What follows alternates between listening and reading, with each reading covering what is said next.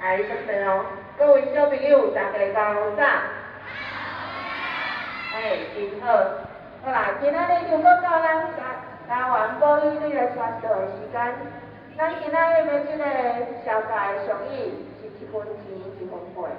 咱先请两个小朋友，替咱来演出这个1分钱1分货的小剧场。来，鼓声来欢迎一下。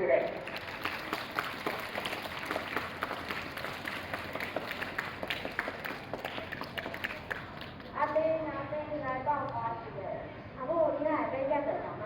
错，无讲你唔知，我透早去菜市仔寻着一袋柑仔，有够俗的啦，一袋柑仔才2块尔尔呢。哇，真正有够俗的啦，咱去买来食看觅。啊，阿母你遐有柑仔？哎哟，真正呢，无要紧啦，食无通的所在就好啊。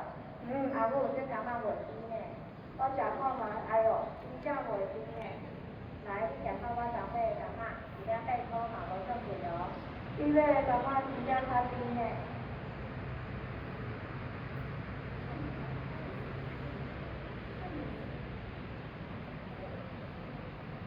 是啊，你买的柑仔贵嘛，袂当买，但是拢爱等了啊，安尼感觉无同。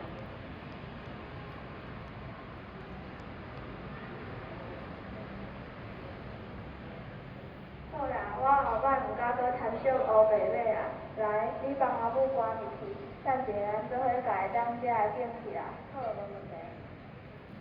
好来，紧演煞。这是阿丁甲因阿母的故事。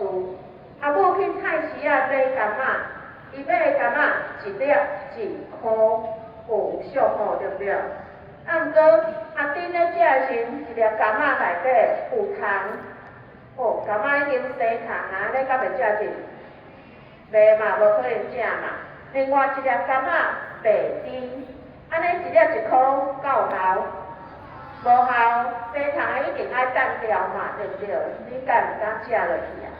啊，结果阿丁讲，阿母你食看觅，我昨买一粒虽然8块。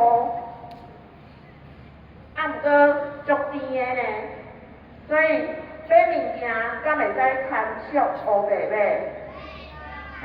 你着爱看伊的品质，所以咱再来看卖啊即句，1分钱1分货，意思就是讲，即个物件的价值，你无可能用足俗的物件，你着当买着较好的品质的物件，嘛是爱看卖啊，或者讲因为足俗的1块。所以你个拢总甲买，结果根本就是无法度食，甚至还甲它挡掉，安尼是不是更加浪费？